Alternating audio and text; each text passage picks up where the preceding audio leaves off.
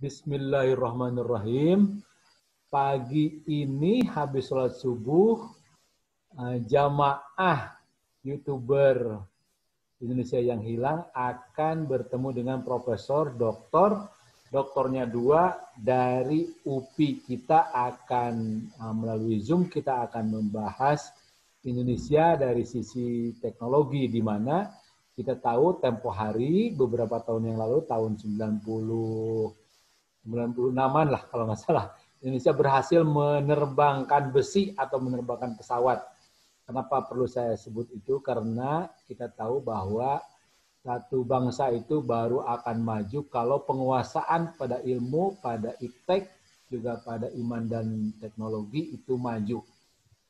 Nah, ketika bangsa kita sudah maju dari sisi sumber daya manusia, tapi kita ketahui bangsa ini juga sampai hari ini belum bisa sejajar dengan negara-negara maju. Padahal tempo hari dari sisi teknologi, dari sisi penguasaan teknologi, bangsa ini sudah maju. Nah, belakangan kita ketahui malah industri pesawat terbang Nusantara tidak dibiayai oleh APBN dan selanjutnya. Kita akan tanyakan kepada Profesor Doktornya 2, sekali lagi beliau dari UPI, berada di lingkungan manajemen dan sehari-hari mengajar, salah satunya mengajar akuntansi, Prof ya. Ya. Juga punya sekolah tinggi yang bergerak di industri atau bergerak di teknologi. Nah, Prof, prasyarat apa lagi dari sisi pendidikan agar bangsa ini berkenan maju, Prof? Itu barangkali pertanyaan pagi ini. Mangga, Prof, saya mohon pendalaman. Bismillahirrahmanirrahim. Assalamualaikum warahmatullahi wabarakatuh. Atur nuhun, Kang Anton, yang punya punya YouTube link ya tentang Indonesia hilang. Jadi begini, saya mau mencoba merefleksi kalau dibalik pertanyaan begini, apa betul penguasaan teknologi itu adalah sesuatu yang sangat penting? Jawabannya adalah iya, sangat penting. Tetapi jauh di balik itu sebenarnya penguasaan ini bisa menjadi menarik, menjadi sebuah komponen yang bisa meleverage atau mendongkrak sebuah bangsa. Tidak hanya itu.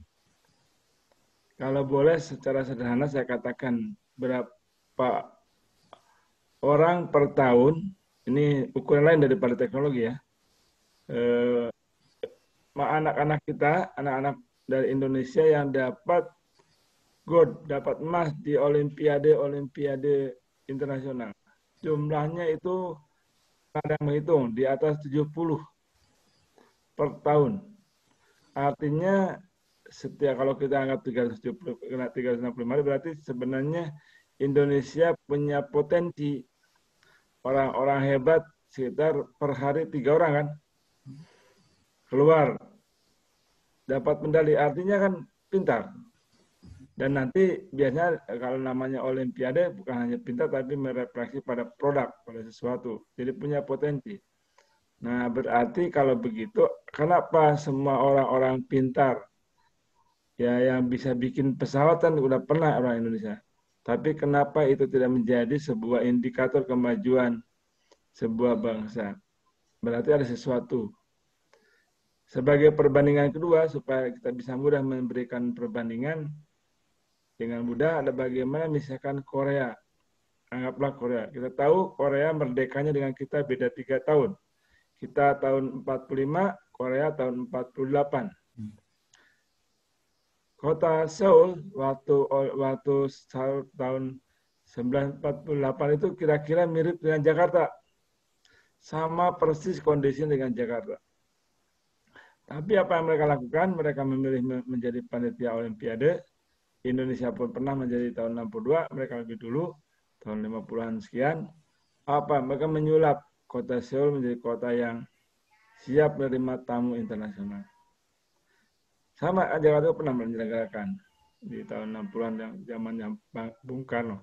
Bagian men-setup sebuah kota menjadi kota internasional. Olimpiade. Tapi kenapa hasilnya beda hari ini? Nah, pertanyaan, apakah karena penguasaan? Bukan. Ada persoalan lain yaitu yang disebut istilah saya itu adalah dalam beberapa buku banyak diungkap, tidak ada negara yang miskin, tidak ada negara yang tidak maju, yang ada adalah negara yang pendekatan ilmu saya yang mismanagement, yang bahasa Sundanya salah urus, atau mungkin mis itu bisa bukannya salah, tapi mungkin lebih dikit, boleh lebih lunak adalah asal urus. Nah, ada salah, ada asal urus. Jadi persoalannya terletak pada bagaimana negara ini diurus, itu Pak. Jadi soal itu. Jadi soal tadi bagaimana kita bisa membandingkan dengan Korea. Kalau kita boleh sekedar membandingkan kembali, apa yang dikembangkan di Korea sekarang selain teknologi. Ya, orang Korea jualannya bukan hanya teknologi, Pak. Pak Anton boleh kita tahu semua. Apa yang dijual ini adalah drama Korea, musik. Itu kan sebenarnya kan bukan teknologi. Mereka mampu menjual sebuah budaya, setelah tahu teknologi mereka punya daya saing yang besar, di mobil ada pesaing tetangganya, di teknologi ada pesaing lain, dia mencoba secara ke nasional membangun branding sebuah negara yang bisa melahirkan produk yang disebut musik atau budaya Korea, budaya K. Itu menarik. Ternyata di kajian-kajian di Eropa ada beberapa informasi, bicara Asia dulu bicara Jepang. Indonesia banyak dikaji tentang dulu Asia Tenggara sebagai satu studi. Hari ini bicara Asia adalah bicara Korea. Dan China, Asia sebagai Asia lah, itu udah besar wilayahnya. Jadi artinya memang mereka mampu lahir, mendobrak, bahkan menggeser banyak superioritas sebagai bangsa. Padahal kalau kita tahu Korea itu bukan induk dari budayanya. Induk budaya kan China.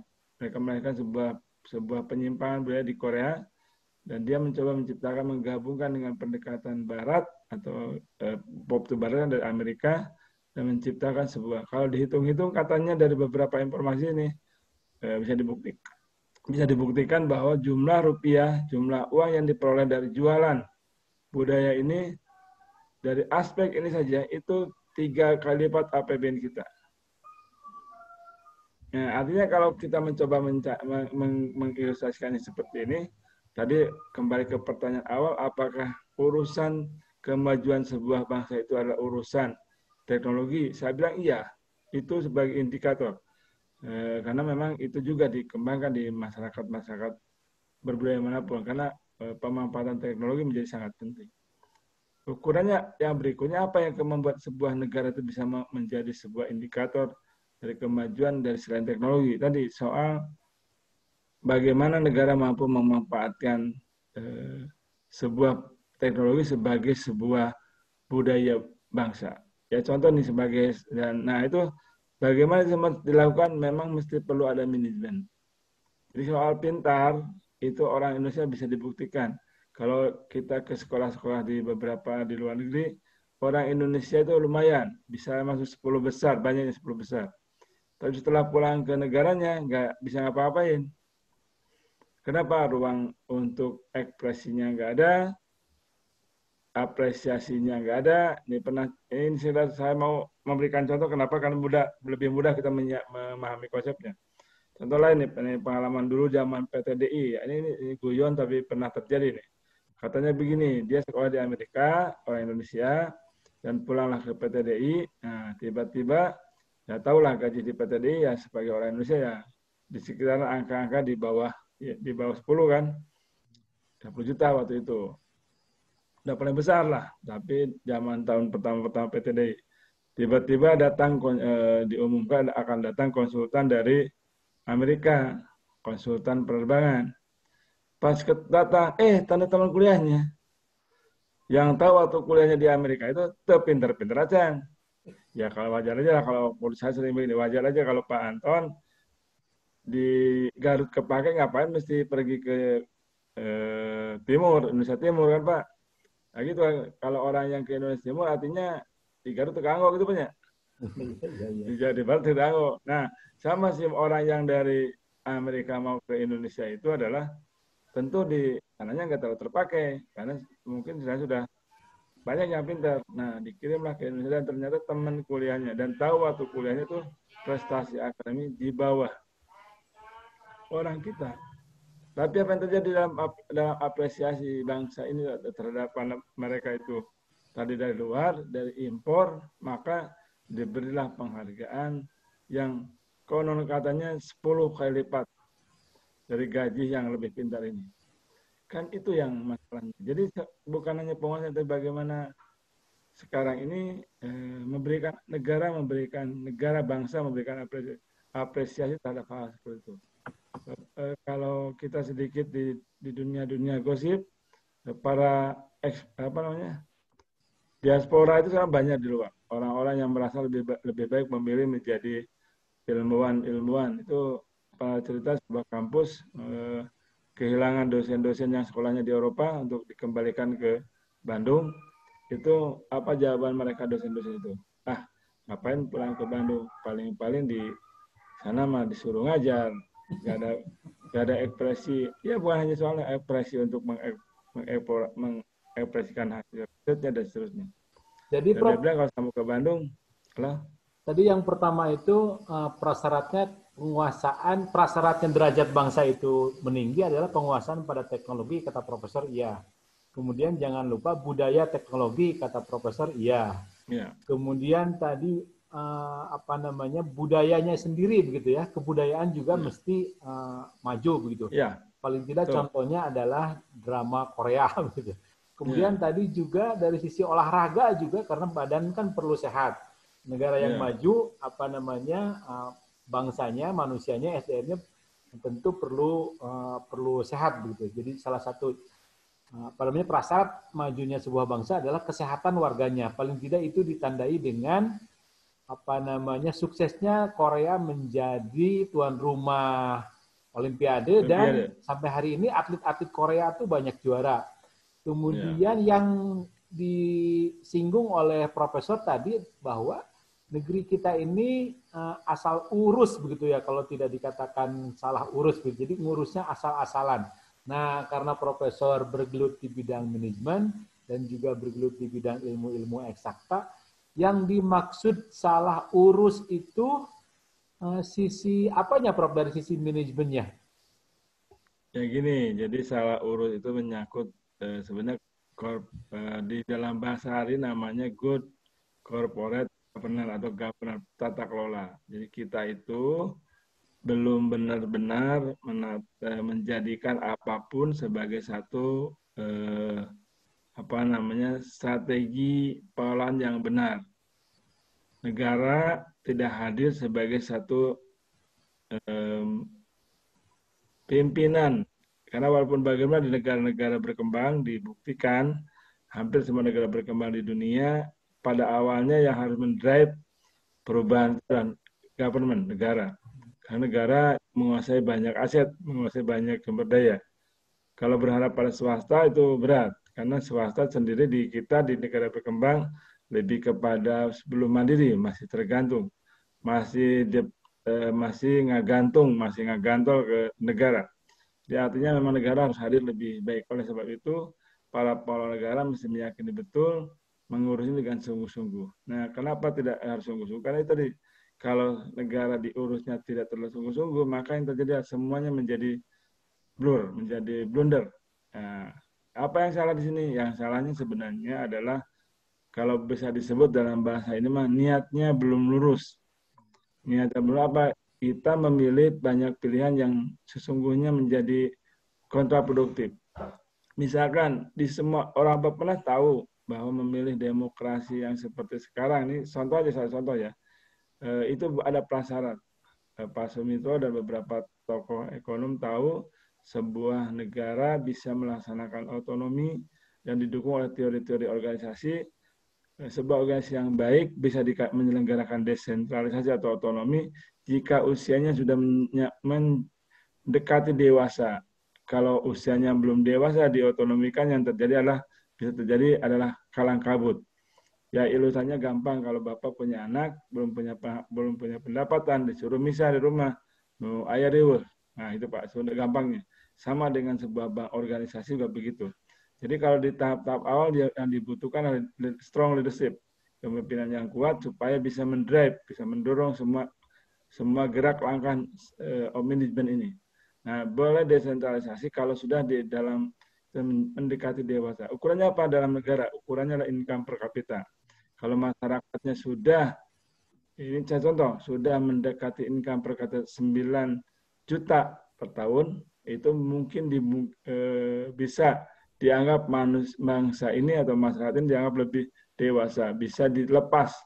Maka nanti akan ada posisi kedudukan rakyat dengan negara menjadi setara. Nah, sementara kita tahu income per kapita negeri kita sampai hari ini masih bergerak di angka 4.500. Bahkan kalaupun dalam proyeksi Bappenas sendiri itu akan mencapai 9 juta itu diperkirakan sekitar tahun 40-an. Itu pun kalau tidak ada COVID. Bahkan katanya dengan kondisi hari ini kita agak berat setelah melewati 100 tahun Indonesia Merdeka 2045 itu mencapai 9 juta. Diperkirakan baru sampai di 6 juta. Terakhir dari beberapa analis ekonomi. Jadi artinya memang inilah yang kadang-kadang kita itu pilihan-pilihan yang memang menurut saya ada sesuatu yang indikasi yang memang perlu dipikirkan ulang. Ya susah karena negara ini besar, income per kapita kita mau tidak mau adalah dibagi oleh banyak warga kita, ya berat untuk bagaimana demokrasi itu harus setara dengan kesejahteraan ekonomi. Nah, yang sepertinya maka apa yang terjadi lahirlah yang hari ini Bapak kita semua bisa tahu betapa otonomi politik kita tidak berefleksi menjadi kesejahteraan. Yang terjadi malah otonomi yang akhirnya terjadi munculnya otonomi yang berbasis sedikit klan atau disebut dengan keturunan ya. Kan nggak heran Pak sekarang ini bagaimana otonomi daerah di daerah itu sebagai salah satu ilustrasi yang menguasai bukan di dalam ekonomi adalah turunan. Jadi nggak heran kalau seorang anak bupati anaknya jadi atau istrinya jadi itu sudah sesuatu yang menjadi kelumrahan. Nah, sebenarnya kenapa kalau masalah kita yang nggak independen. Nah, jadi ukuran-ukurannya juga menjadi penting. Itu Pak. Jadi maksudnya gini, jadi kembali kepada kita semua, bagaimana negara yang diurus dengan baik itu menjadi penting. Tata kelola. Kita bukan tidak tahu, semua orang, para ahli tahu bahwa tata kelola itu bicara tentang good governance, ada 13 prinsip, salah satunya akuntabilitas, keadilan banyak, tapi dalam prakteknya itu belum terjadi. Kita masih sulit sekali, karena memang tadi masyarakat kita masih hidupnya masih di sekitar perut, Pak. Kalau hidup masih di sekitar perut, karena memang kita masih butuh untuk makan, maka akhirnya orang bisa memilih pilihan-pilihan yang mengenyangkan sekitar perut. Jadi artinya memang negara mesti mendorong betul-betul bagaimana ya masyarakat harus sejahtera dulu. Ya kalau contoh tadi Korea yang disebutkan oleh Pak Anton, ya betul Pak. Di sana kan masyarakat sudah kelompok menengahnya sudah tumbuh. Mereka kelompok menengah lah yang biasanya nanti menjadi siapa kelompok menengah? Biasanya pertama adalah media, kedua kelompok-kelompok akademisi, para politisi itu menjadi kelompok menengah. Mereka lah yang nantinya menjadi posisi yang berganding dengan state menjadi kuat. Sekarang enggak kan? Semua tergantung kepada negara. Bahkan para pengusaha sekalipun kalau katanya itu semua tergantung. Ekspornya tergantung tanda tangan. Menjadi kontraktor tergantung tanda tangan. Akhirnya yang terjadi penguasa dan pengusaha menjadi berkolaborasi. Itu Pak. Ya, Prof. Menarik ini menumbuhkan budaya tata kelola yang maju begitu ya. Nah, barangkali pertanyaan selanjutnya, prasyarat menumbuhkan budaya manajemen yang maju, tata kelola yang maju, birokrasi yang maju. Nah, ini barangkali perlu ada pendekatan kepemimpinan, pendekatan manajemen, pendekatan birokrasi, pendekatan pemerintah yang tadi kata Profesor mesti strong leadership. Nah, selanjutnya barangkali ini bisa tolong dibahas oleh Profesor bagaimana menumbuhkan, bagaimana menjadikan Indonesia itu mengenal dan mengembangkan tata kelola pemerintahan yang mampu menghadirkan prasyarat negara maju. Barangkali begitu, Prof. Pembahasan selanjutnya. Ini bicara tentang strong leadership sebenarnya jadi gini. Ini sedikit agak menggunakan pendekatan budaya. Di Sunda sendiri dikenal istilah Ratu Adil. Mungkin. Nah, sebenarnya itu konsep. Jadi orang tua dulu sudah tahu bahwa untuk sebuah pengelolaan negara-negara yang seperti kita, diharapkan di awal ini butuh konsep Ratu Adil. Artinya ratu kan itu artinya keras, feodal atau apa tidak demokrat lah. Itu kan feodalistik kan. Tetapi harus adil. Kenapa? Nah, ini mekanisme. Tapi kita sendiri memang sudah memilih ini sebuah pendulum tahun 1999 ya 1998 mencoba melahirkan yang namanya otonomi daerah. Yang sebenarnya otonomi ini juga dicoba dikembangkan dari konsep negara federal. Nah, repotnya saat kita menyiapkan negara itu, pendulum digerakkan bukan kepada Ratu Adil, menjadi kepada masyarakat yang beradab, masyarakat yang berkuasa. Nah, tapi kita lupa Pak waktu itu bahwa ekonomi kita belum siap menerima otonomi. Yang terjadi adalah seperti hari ini. Ada beberapa wacana untuk mengembalikan bahwa pemilihan itu tidak perlu dengan rakyat. Karena akhirnya yang terjadi suara rakyat menjadi bisa dibeli, bisa dikapitalisasi oleh. Nah ini pilihan menjadi menarik. Pendulum ini saat yang mau dikembalikan juga sudah tanggung. Bahkan saya secara pribadi pernah berhipotesis untuk mendorong otonomi yang baik mestinya benar-benar daerah itu diberikan otonomi penuh.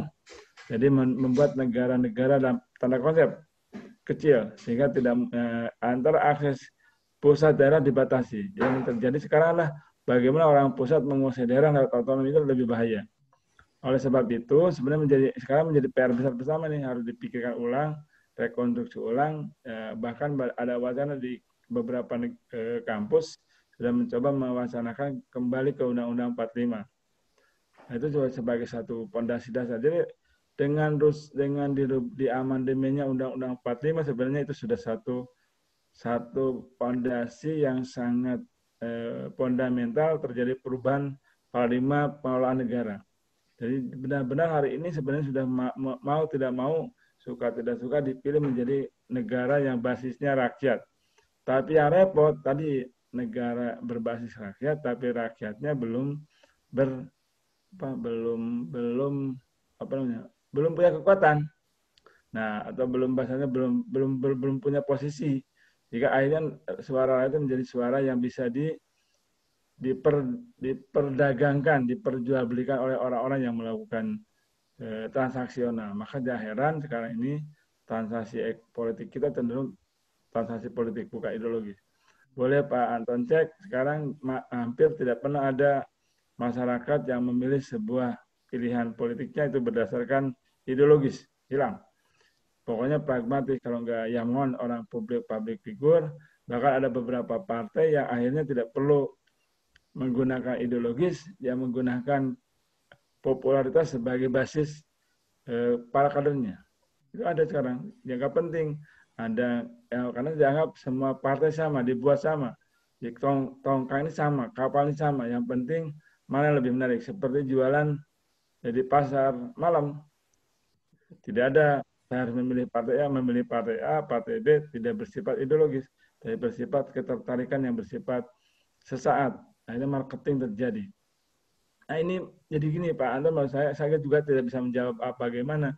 Ini sebuah pilihan secara bangsa, kita menjadi bangsa seperti ini. Nah berarti kalau memang ini pilihan, harusnya ada upaya secara sungguh-sungguh dari semua pihak yang mengerti tentang bagaimana butuhnya memberikan penguatan pada rakyat, itu melakukan sejumlah empowerment. Nah ini yang kita tidak bisa. Sudah rakyatnya lemah, tidak ada upaya empowerment, yang ada sekedar bagaimana menolong mereka hidup kan. Ya puntenlah, saya mau menolong mereka bisa makan dalam bentuk bantuan-bantuan yang sifatnya ya untuk mereka bisa hidup hari-hari. Bagaimana orang yang seperti itu bisa berdaya di depan demokrasi, bisa memiliki kekuatan. Jadi memang sebuah PR yang luar biasa nih. Bagi kita semua tolong dipikirkan ulang. Saya juga tidak bisa memberikan jawaban langsung, tapi menjadi PR bersama untuk minimal menyadari sebuah pilihan ini. Jadi kalau kita teruskan ini sebenarnya yang terjadi kita akan mengarah pada ya kenapa platform kita platform negara rakyat. Sementara rakyatnya nggak siap untuk melakukan ini. Yang terjadi apa? Yang terjadi seperti ini. Jadi bisa dibayangkan praktek-praktek yang terjadi hari ini makin ke depan makin akan menggeliat, makin meraksasa, dan itulah yang akan terjadi. Sebenarnya negara di depan rakyat itu sangat berkuasa, tapi seolah-olah bahasa politiknya rakyat yang menjadi stempelnya. Itu sebuah kekhawatiran saya semua bahwa inilah sebuah pola yang bakal terjadi di depan. Itu Panton. Atur nuhun Prof, menarik sekali Ya. perbincangan pagi kurang lebih 30 menit. Saya kira sangat berarti sekali bagi keadaban saya sendiri. Wallahu a'lam bishawab, biarkan jamaah yang menyimpulkan. Nilai. Mudah-mudahan ke depan Profesor bersedia lagi nih, Prof. Mangga. Atur nuhun. Assalamualaikum.